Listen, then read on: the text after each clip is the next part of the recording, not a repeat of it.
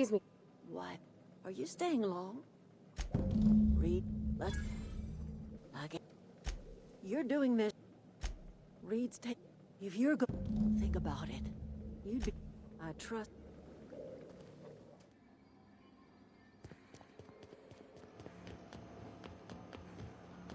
Once we do this, there's no going back. Excuse me, ma'am. Do you understand what you're about to do?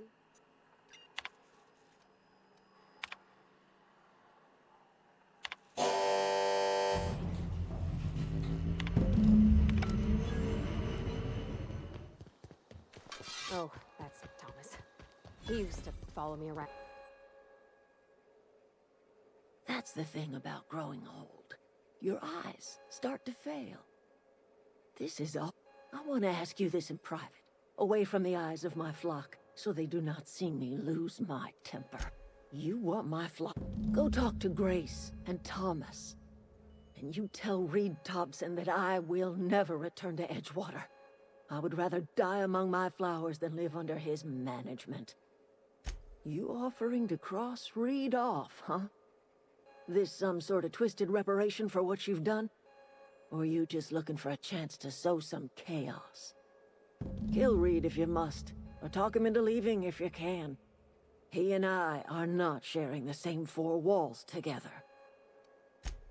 Tell Reed that I can make his people healthy again. I can end their plague.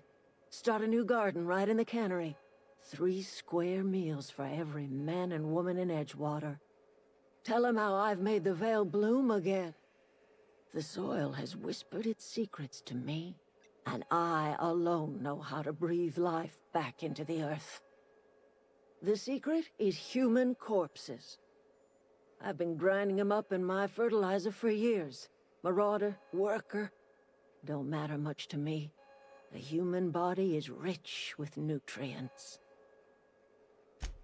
I have got a means to cure the plague, and I will not share that cure until Reed leaves town. Those are my terms.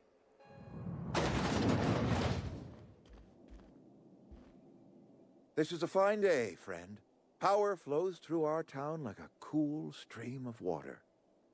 I trust Adelaide's people have seen their way to reason. So, when can I expect them back at their posts? Then we are at an impasse. Stewardship over this town has been entrusted to me by Spacer's Choice. I am not perfect. I have made my share of mistakes. But I have done my best for this town. I am a Spacer's Choice man. My father was a Spacer's Choice man. Edgewater may not look like much to some buttoned-up freelancer, but it is my home. I don't believe you. Plague's a reality of life. Best treatment is a good work ethic.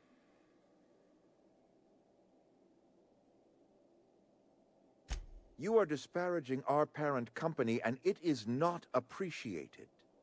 We are a Spacer's Choice Saltuna cannery. We eat Saltuna here, and only Saltuna. I don't understand. You say Adelaide's growing her own food, but that should not be possible.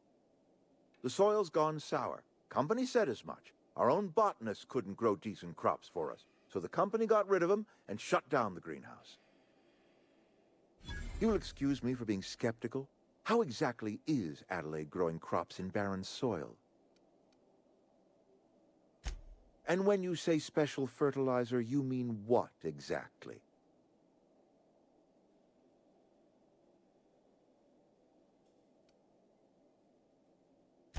What a remarkably efficient solution. Recycling Spacer's Choice property long after its date of expiration. I was wondering about those missing bodies in Silas's cemetery.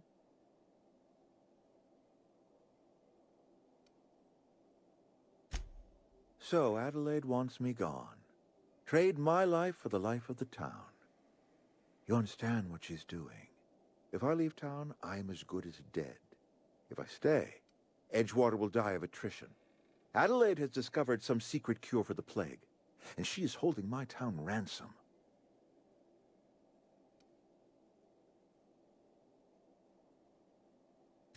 You're right. I am being obstinate. If the best thing I can do for this town is to stand down, then stand down I shall. If Adelaide's found a way to feed her people and cure the plague, then she deserves this office more than I do. I won't stand in her way. My life here is ended. Give me a little time to settle my affairs. I'm sure Adelaide will be glad to see the back of me.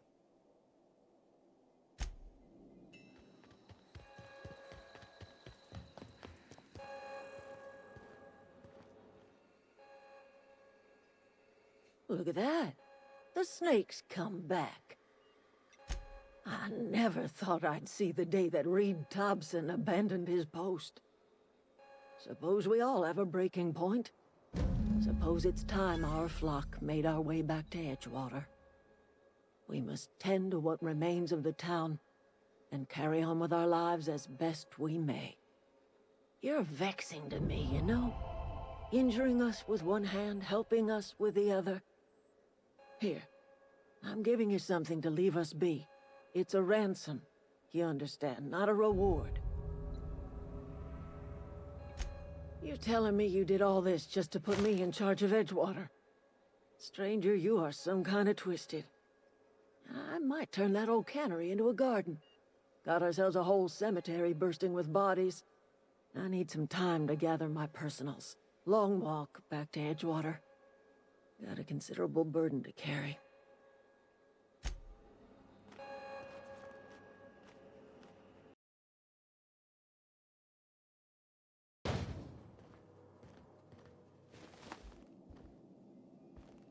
Time changes all things. Even start anew. Edgewater will become the town it was meant to be. A place where we live in harmony with the world. Where none of us writhe under the whips of corporate masters. A place where all are welcome. Except for Reed's supporters, of course. The garden will bloom anew.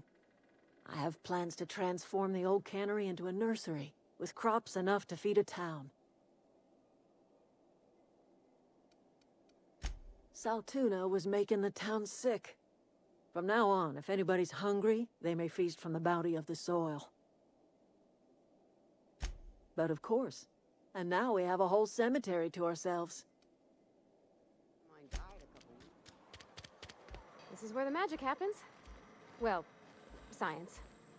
But it still happens here. Oh, hey there. You new to town?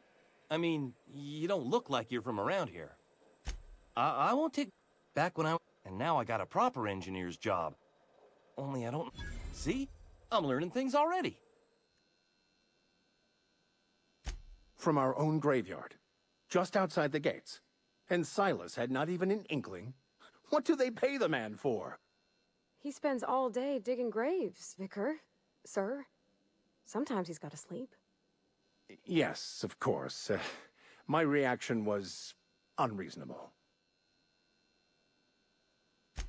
I'd need to give it careful consideration before answering. If it does improve the soil, it would seem to be a benefit overall. Once the spark of life is fled, the mortal form is but unanimated matter, comprised of the same elements as the rest of the universe. We inter for the comfort of the living, not the benefit of the dead. While distasteful, I would judge Ms. McDevitt's actions beneficial to the greater good. Only to the feelings of the living. The dead are no more concerned with their corpses than a snake is with the skin it shed. The greater good is to tend to the needs of the living, not the dead.